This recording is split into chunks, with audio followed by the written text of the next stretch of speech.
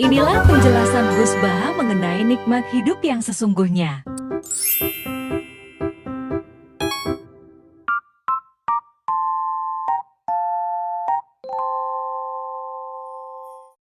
Sungguh-sungguh Allah sangat ridho ketika seorang hamba itu makan ketika sesuap nasi dia muji Allah, ketika minum seteguk nasi dia muji Allah. Itu kalau orang diridhoni Allah itu wali betul.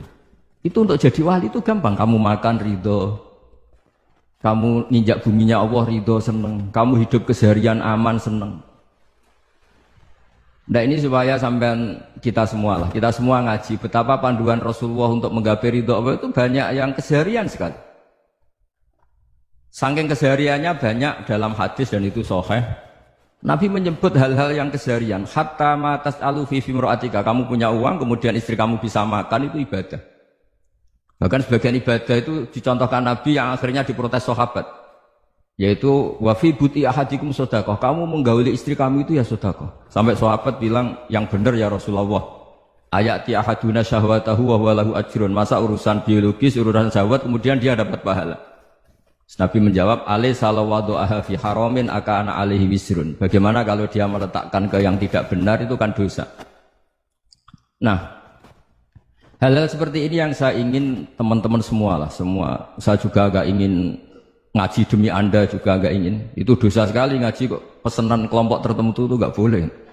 Islam itu untuk semua. Jadi ya cuma karena di depan saya jenengan ya seakan-akan jenengan korbannya. Itu ada ilmunya dalam usul fikih itu. Jadi orang itu harus ngaji usul fikih. Nama yang disebut, mungkin Mas Sufyan masih ingat zaman ngaji usul fikih. Nama yang disebut itu tidak jaminan sebagai prioritas perintah. Jadi misalnya gini, kebetulan yang di depan Nabi itu Abu Dzar. Nabi ya bilang, ya Abu Dzarin ini uhibbuka misalnya, atau ya Mu'ad ini uhibbuka, atau ya Abu Hurairah ini uhibbuka misalnya. Banyaklah riwayat yang Nabi nyebut ya Abu Dzarin, ya Mu'ad, ya Abu Hurairah. Kemudian misalnya Nabi meneruskan khitab, ini uhibbuka, saya mencintai kamu, fakul dubur sholatin, atau sebagian riwayat disebut fala tada'an la dubura kulli sholatin, Allahumma inni ala dzikrika wa syukrika wa husni ibadatik. Saya mencintai kamu, siapa saja. Mu'ad bisa, Abu Dzar bisa siapa? Saya mencintai kamu, mohon kalau habis sholat kamu jangan lupa wiridan Allahumma a'inni ala dzikrika wa syukrika wa husni ibadatik. Ya Allah, tolong kami permudah supaya mudah ingat engkau. Anda tidak bisa mentang-mentang, wong nama saya Parmin, nama saya Purnomo, itu yang diperintahkan Mu'ad misalnya. Jadi yang disebut satu, tapi khitab itu untuk siapa saja. Saya teruskan ya. Jadi saya mohon semua kita melakukan kebaikan itu kalau dalam kaidah fikih disebut al yakin la yuzalu bisyak. Banyak kebaikan yang kebenarannya itu 100%. Tidak punya efek samping ke pihak lain, ke kelompok lain, ke komunitas lain. Itu tadi misalnya Anda makan dan itu murah sekali, hanya butuh satu piring. Setiap punyaan kamu muji Allah, setiap minum kamu muji Allah. Itu redaksinya Rasulullah SAW disebut Allah sangat ridho ketika seorang hamba makan, kemudian dia memuji Allah, atau minum kemudian dia muji Allah. Logikanya gampang. Negara seperti ini yang kamu harapkan bentuknya kayak apa, mertua, ipar, komunitas, tetangga, itu nyata terjadi itu kan belum pasti. Sementara yang mesti terjadi adalah kamu butuh makan, kalau tidak mati. Butuh minum, kalau tidak mati. Butuh bumi yang nyaman ditempati, kalau tidak kita juga mati. Sebab itu Allah kalau menyebut nikmatnya itu hal-hal yang keseharian. Alladzi at'amahum min ju'. Allah itu siapa? Allah itu yang menciptakan kamu bisa makan. Tidak berlebihan. Allah itu yang menciptakan kondisi sosial itu ideal. Zaman Nabi itu ya ada orang munafik. Orang-orang pilihan Allah itu juga diuji orang sekelilingnya yang macam-macam. Semua diuji sesuai konteks zaman dan waktu. Nah, tapi ada ibadah-ibadah yang selalu disarankan Nabi. Sampai Nabi itu pernah ditanya, ayul islami khairun ya Rasulullah, Islam terbaik itu gimana? Jawaban Nabi itu unik. It'amut to'am. Islam terbaik itu ya makan-makan, santai-santai. Ketika Allah menyebut beberapa kebaikan, falak tahamal aqobah wa ma adrokan Allah mal aqobah. Terusannya apa? Fakku rokobah. Terusannya apa? Au it'amun fi yaumin di masubah. Ya, atau acara makan-makan itu juga Islam. Kenapa? Ya bayangkan kalau tidak ada makanan, kita mati kan? Kondisi sosial tidak ideal tuh Anda masih gak apa-apa. Tapi kalau Anda tidak makan, Anda tidak minum, kamu punya istri cerewet masih bisa hidup, punya mertua cerewet masih bisa hidup. Tapi kalau tidak makan bisa mati. Berarti penting mana istri sama makan? Penting mana? Makan. Semoga istri Anda dengar, nanti kamu disuruh makan tapi pulang deh. Itu kalau dibahasakan makan masih memahami. Penting mana nasi satu piring dengan istri. Nggak ada nasi mati, nggak ada istri belum mati. Penting mana? Gak berani jawab kan? Nah, ternyata Anda ada garang kan di depan istri. Jadi saya mohonlah, mungkin Mas Sufyan Sauri tadi yang bisa bantulah. Teman-teman tuh ngaji yang keseharian saja. Karena kita nyari ridha Allah itu berdasar firman Allah. Dan firman Allah itu menyebut keseharian itu riang, gampang. Yaitu tadi misalnya wa min ayatihi manamukum bil-laili wan-nahar. Termasuk ayat-ayat Allah itu kamu tidur. Maka dulu itu ada guyonan, ada tokoh Mu'tazilah, kelompok dalam Islam yang berpikir manusia itu bisa menentukan ikhtiarnya sendiri. Karena saya bisa duduk, ingin berdiri, berdiri. Karena kelompok ini nggak terima kalau semua kehendak Allah, nanti bagaimana kalau semua kehendak Allah kok ada hisab ya, ada sanksi. Lucunya itu dia akhirnya ini cerita ya, mencintai seorang perempuan cantik sekali. Dan itu dia menjadi ahli sunnah itu oleh hal-hal yang sepele. Karena istrinya cantik, ya namanya suami istri itu hubungan intim. Terus ditanya, Mas masih ingin lagi? Masih. Silahkan diulang lagi. Wah ya tidak bisa.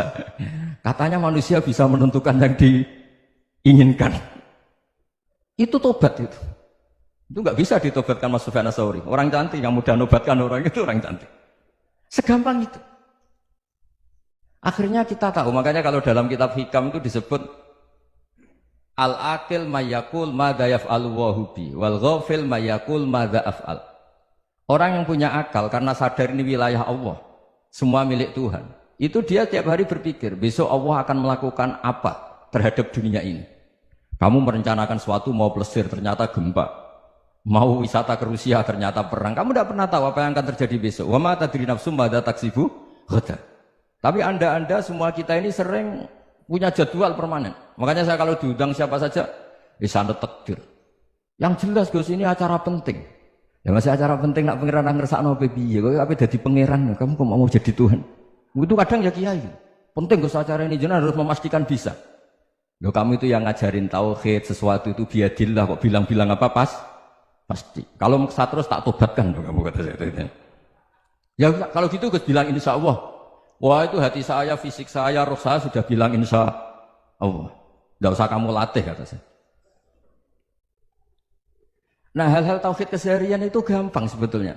Wal ghafil yaqulu madza af'al. Tapi orang yang lupa Allah dia setiap hari bilang besok apa? Kita bisa melakukan apa? Seakan-akan dia itu aktor, dia penting, dia subjek permanen, dia. Padahal kita ini hanya objek kehendak Allah Subhanahu wa taala. Karena kita yakin sesuatu yang terjadi di alam raya ini kita tidak bisa apa-apa. Makanya saya sering ngaji, sering bilang saya.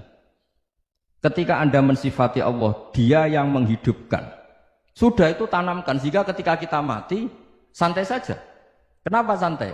Allah punya cara menghidupkan kita. Zaman kita hidup juga gak tahu caranya ngelola jantung, ngelola paru-paru. Kamu juga gak tahu ngelola oksigen yang tidak beracun, tidak mengandung polusi. Tahu-tahu hidup.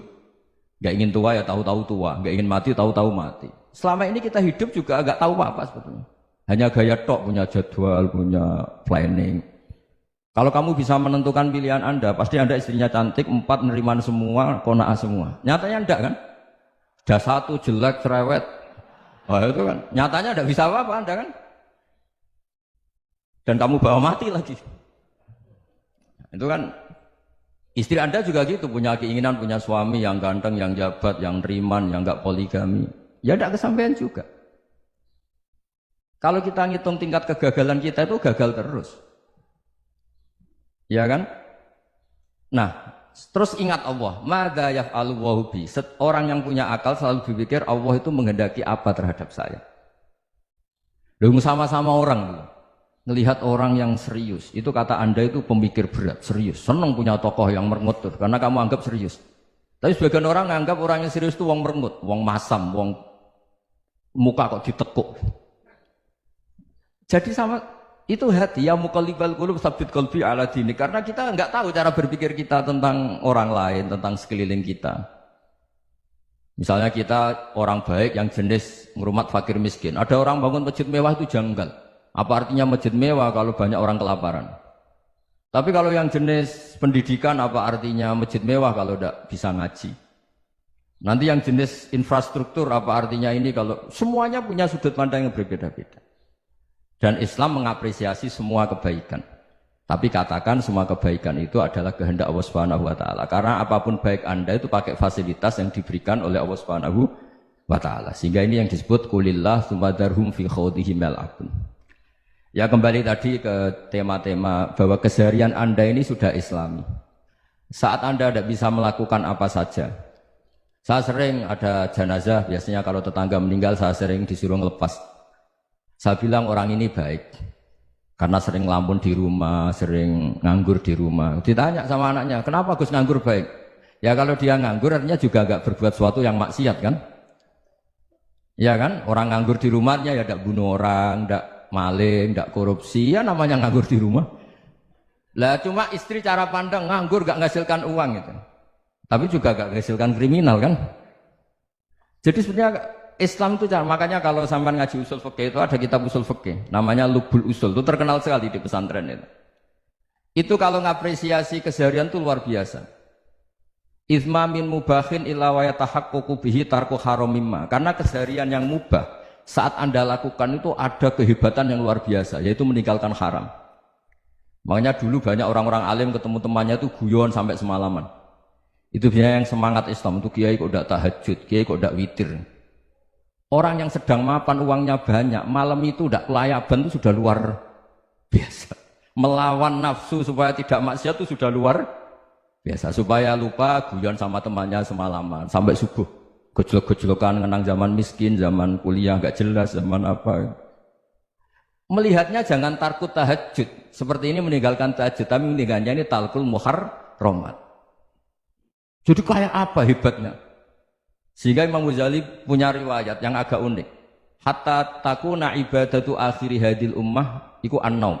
Sehingga suatu saat ibadah terbaik umat ini itu tidur. Itu kan riwayat kontroversi. Ketika Imam Ghazali ditanya, kenapa iya? Kenapa kamu mulai keluar dari rumah itu sudah banyak maksiat? Melihat perempuan yang enggak mahram, melihat fenomena. Tapi kalau kamu tidur itu enggak melihat apa-apa. Tapi juga kamu jangan menganggap tidur itu ibadah betul. Saatnya melakukan fardu ain malah masih tidur. Tapi itu sudut pandang yang menjadikan kita Islam itu gampang. Jadi saat Anda tidak bisa aktivitas apa-apa, misalnya ada beberapa orang yang lumpuh. Lumpuh itu memang nggak bisa Jumatan, nggak bisa ibadah, tapi dia juga nggak bisa maksiat. Tidur itu memang Anda saat itu tidak bisa tahajud, tidak bisa witir, tapi saat itu ada zina, ada maling, tidak gosipkan orang, tidak bully orang, tidak menanamkan kebencian, tidak hasud. Sehingga tidur menurut Allah Ta'ala wa min ayatihi manamukum billaili apa? Wan-nahar. Karena di tidur itu selain ada unsur istirahat, jaga kestamina, juga ada unsur meninggalkan beberapa keburukan. Nah saya mohon ibadah yang keseharian ini kita jaga. Supaya kita semua baca ayat itu fasih. Fasih itu tertanam di hati. Allah itu siapa? Alladzi at'amahum min ju'i wa amanahum min khauf. Dan Allah kalau cerita di Quran itu anna subabnal ma'a subba summa syaqqaqnal ardha wa syaqqa fa ambatna fiha habba wa inaba wa qadba wa zaituna wa nakhla wa hadaika hulba. Kamu tahu saya ini siapa kata Allah? Saya ini adalah Tuhan yang menurunkan air. Kemudian ada tanaman banyak. Habba wa inaba wa qadba, ada zaitun, ada tin, kalau orang Jawa mungkin ada tela, ada padi, ada mangga, ada pisang. Sudah. Wa inaba wa zaituna wa nakhla wa hadaika hulba. Ada perkebunan yang lebat. Tujuannya apa? Mata Allahkum, silahkan kamu pakai, kamu nikmati. Tapi karena kadang kita ini punya ide-ide besar. Tadi untuk syukur saja nunggu punya istri riman, rumah baik, tetangga baik, komunitas baik, semuanya baik baru syukur. Lama-lama nanti ada di surga, syukurnya nunggu surga paling kelas A. Itu sudah ada yang menghuni Rasulullah, kamu nggak boleh di situ. Masa untuk syukur saja? Repotnya Masya Allah. Jadi mohonlah Quran yang kalau Anda hafalkan juz sama itu kan ada ayat-ayat yang kayak tadi. Ya, fal yang dzuril insanu ila ta'ami. Coba lihat apa yang kamu makan ya? Dari mana? Dan untuk mempertahankan hidup kamu keseharian. Jadi jangan kira ibadah itu harus membentuk komunitas yang versi Anda. Ibadah itu harus yang hal yang mulu-mulu. Kesehariannya Anda alami. Loh ini saya tidak bikin-bikin. Saya ngaji bukan karena berdasar pesanan.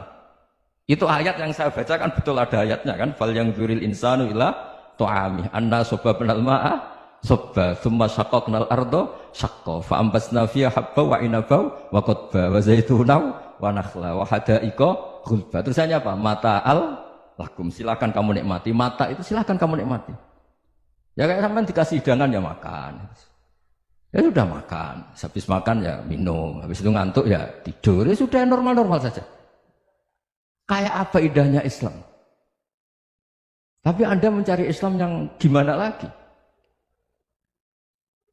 Nah itu yang diajarkan guru-guru kita, diajarkan sanad kita sampai Wali Songo, sampai Rasulullah SAW. Bahwa pada akhirnya ada jihad, ada perang. Itu dulu memang perang, bukan membunuh. Beda. Dulu kita dijajah Belanda ya perang, dan itu normal karena kita dijajah. Jadi ketika orang lain ingin baik sama kita, wa in ahadum minal musyrikin astajaroka ya fajirhu hatta yasma'a kalam Allah. Kalau mereka ingin baik ya kita baik. Makanya ada istilah musta'man, mu'ahad. Kalau mereka ingin damai, berdampingan dengan kemajmukan ya itu yang lebih baik. Karena memang Islam menghormati proses perdamaian. Wa in janahu lis-salmi ya fajnah lah. Kalau ingin damai ya kita harus damai.